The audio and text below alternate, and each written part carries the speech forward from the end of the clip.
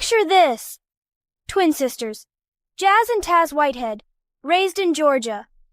On the surface, just your average teenagers. But beneath that, a storm was brewing. A storm that would rip a family apart in the most tragic way. The twins, Jasmaya and Tasmia, bounced between homes their whole lives. Sometimes with their mom, Nikki, sometimes with their great-grandmother, Della. You can imagine the whiplash. Different houses, different rules, never really feeling settled. And Nikki, their mom, didn't exactly fit the mom mold. To the girls, she felt more like a party-loving older sister than a parent.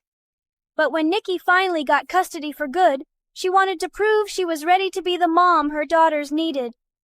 She moved them into a new home in Conyers, a seemingly safe, gated community. Her goal? A fresh start.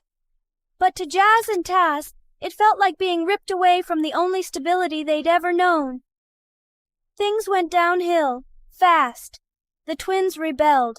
Their grades dropped, tempers flared, and home turned into a battleground.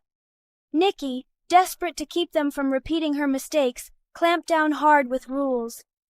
But to her daughters, it all felt hypocritical. Why couldn't they just go back to Della's, where life was easier? Arguments turned physical. Police were called, over and over. At one point, Nikki sent the girls back to Della's. But the cycle never stopped. Court battles, family counseling, more back and forth, and no peace for anyone.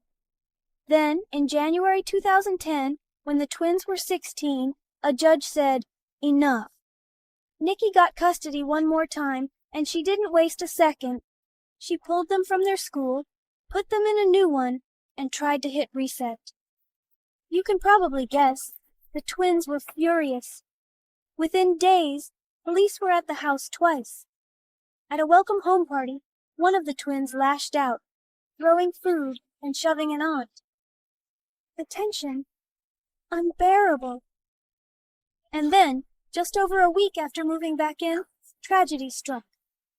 On January 13th, Taz ran from the house, flagging down a police officer, saying she and her sister came home to find Nikki dead, her mother's body in a bloody scene. What really happened behind those closed doors? How did a family history of instability and resentment spiral out of control? For true crime fans like me, it's a haunting reminder of what can happen when pain goes unhealed, and a warning that sometimes the darkest stories hide in plain sight.